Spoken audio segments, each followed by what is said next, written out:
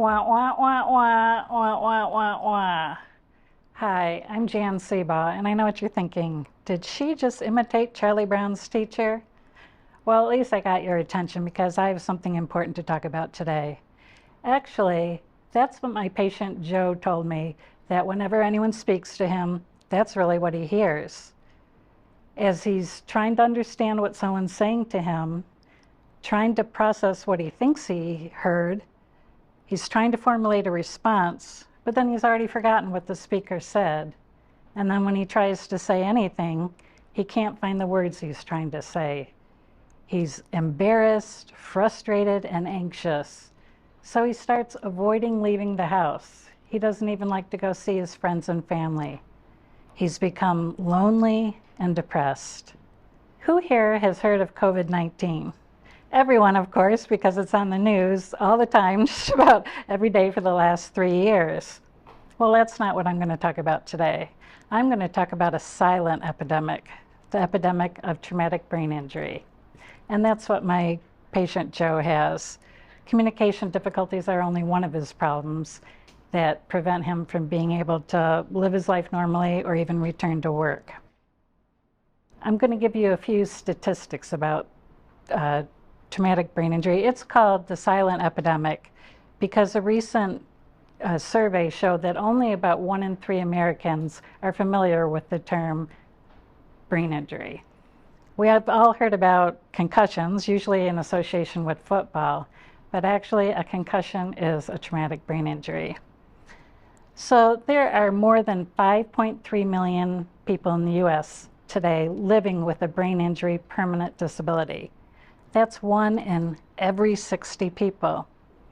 At least 2.8 million Americans experience a traumatic brain injury every year. And if I didn't say it, I always use TBI to abbreviate for traumatic brain injury. Of those 2.8 million people, 100,000 people die every year.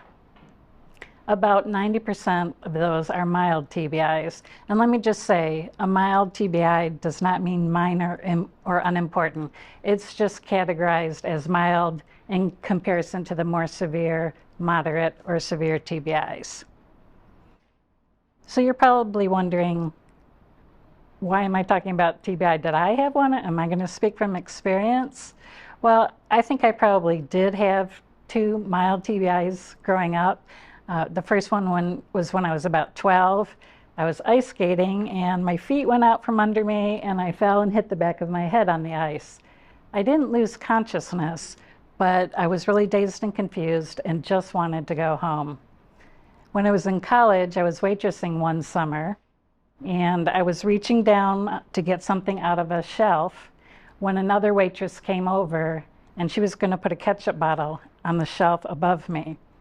I don't know if you remember, but those Heinz ketchup bottles used to be made out of glass and they had really thick bottoms. So as I was standing up and she was going to put the bottle down, she hit me in the top of the head. I was stunned and immediately had a bad headache. I just wanted to go home and sleep, which is what I did. And when I woke up, I still had a bad headache. Who here has ever been in an accident, even a mild car accident, or maybe slipped and fell and hit your head, or had a sports injury, or even similar what happened to me, you stood up too quickly and forgot that there was a cabinet or shelf above you and hit your head? Well, maybe you had a TBI. Let me tell you about the requirements to be diagnosed with a TBI. You only need 2 things. First, you either need a blow to the head or a blow to the body.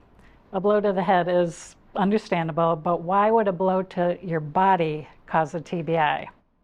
Think about 2 football players running towards each other, and one tackles the other. Even though this player doesn't hit his head, the force of the tackle causes his head to be whiplashed back and forth. The same thing would happen in a car accident. When your car is rear-ended, your neck is going to whiplash back and forth. You see, our brain does not take up the whole space inside of our skull. In fact, as we age, your brain naturally decreases in size. Protecting your brain is cerebrospinal fluid. And yes, that will protect your brain from the everyday jostles. But when there's a forceful impact, your brain actually will slam into the bony ridges inside of your skull and then slam back and hit the other side, causing the injury to the brain. So now you may be thinking, have I had a TBI?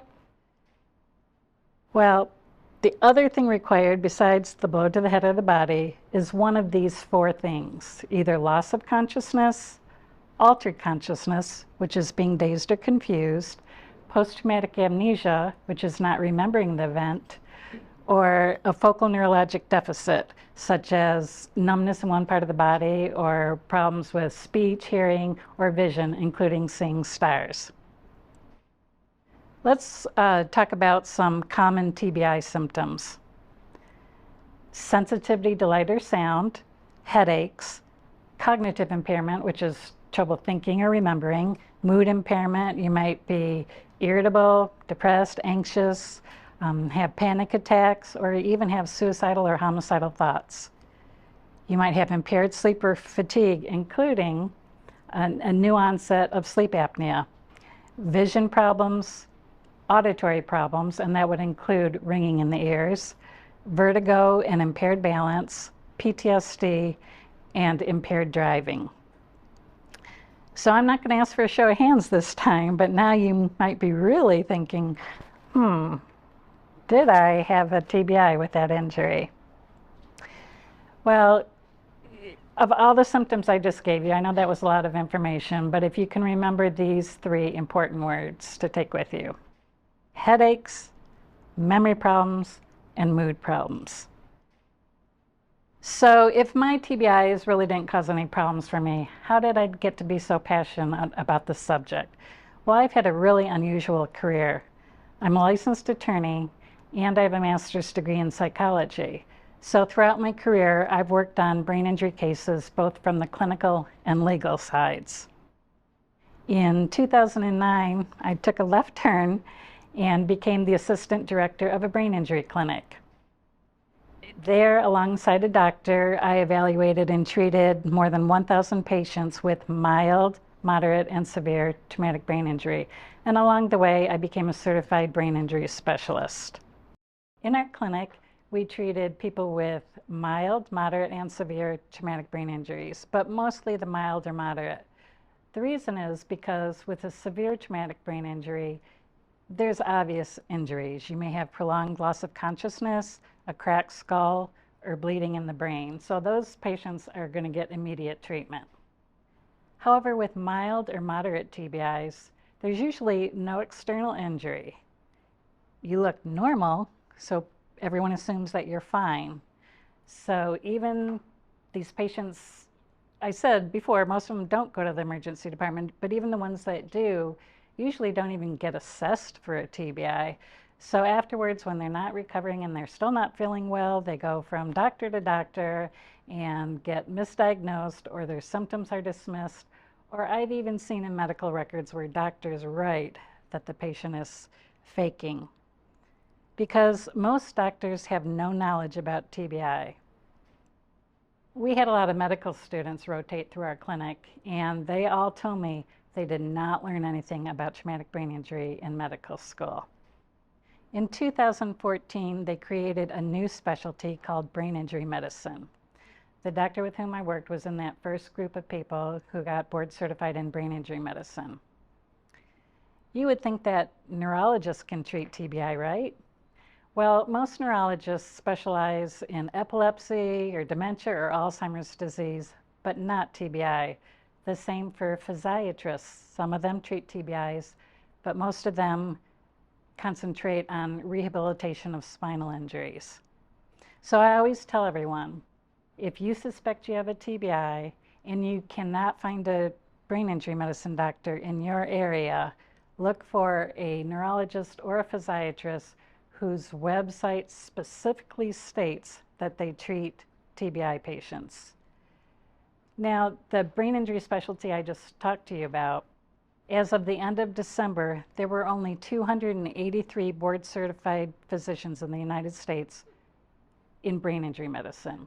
If you divide that by 50 states, that comes out to about 5 doctors per state. But when I looked at the actual statistics, there were 12 states who had no board-certified brain injury medicine doctors. In our initial evaluation, we spent the whole day with the patient. I evaluated them in the morning and the doctor saw them in the afternoon. Because the brain is so complicated, it controls your whole body, your thoughts and emotions. It took the whole day. However, insurance companies only wanted to reimburse us for about 45 minutes. So the doctor decided he wasn't going to let insurance companies dictate how he practices medicine. So he started making patients pay out of pocket up front. Well, unfortunately, that meant that we had to turn a lot of patients away who couldn't afford to pay. Also, in social situations, whenever I would tell anyone what I did for a living, they'd all say, "Oh, I had a brain injury," or "My son had a brain injury and we can't find anyone to help us." Well, I would like to be able to say that after 14 years in the clinic that things have improved, but unfortunately they haven't. We're still seeing patients all the time who have gone for years without any treatment. They've lost jobs, marriages, homes, and cars, and they're still suffering. And it was so hard for me not to cry along with them when they were telling their story. I finally had enough. I quit my job and decided it would be my mission to educate patients and their caregivers all about the symptoms of TBI and the treatment resources. But after a while, I realized, wait, everyone needs to be educated about TBI. The general public, especially those disability reviewers who denied my patients' disability applications. But we especially need to get more doctors and therapists trained in TBI. So I've decided to turn my mission into a movement. Now, I've educated you on TBI. If you hear of someone who's been in an accident and they're not recovering and they're not getting any help, remember those 3 symptoms that I emphasized: headaches, memory problems, and mood problems. If you hear something, say something. You may help forward my movement of making traumatic brain injury not be a silent epidemic anymore. And who knows, you might just save a life. Thank you.